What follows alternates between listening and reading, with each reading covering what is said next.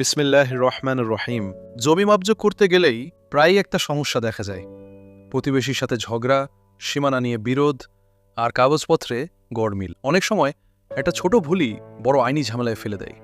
কিন্তু কেন এমন হয় জানেন? প্রথমত, আমরা ঠিকভাবে কাগজপত্র যাচাই করি না। দ্বিতীয়ত, পুরাতন রেকর্ড আর বর্তমান অবস্থার মিল থাকে না। তৃতীয়ত, জমির সীমানা ঠিকভাবে চিহ্নিত করা থাকে না। আর অনেক সময় অভিজ্ঞ আমিন না নিয়ে অপেশাদার লোক দিয়ে মাপজোক করানো হয়। তাই সমাধান কি? প্রথমেই দলিল, খতিয়ান, নকশা সবকিছু ভালোভাবে মিলিয়ে দেখুন। দ্বিতীয়ত, অবশ্যই একজন অভিজ্ঞ আমিন নিয়োগ দিন।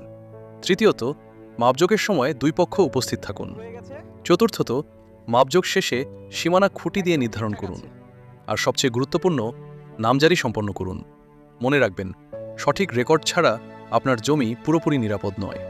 শেষ কথা, জমি নিয়ে বিরোধ নয়, সমাধানই হোক আপনার লক্ষ্য। সঠিক মাপজোক, সঠিক কাগজপত্র আর সচেতনতা, এই তিনটিই পারে আপনাকে ঝামেলা থেকে বাঁচাতে। প্রয়োজনে যোগাযোগ করুন।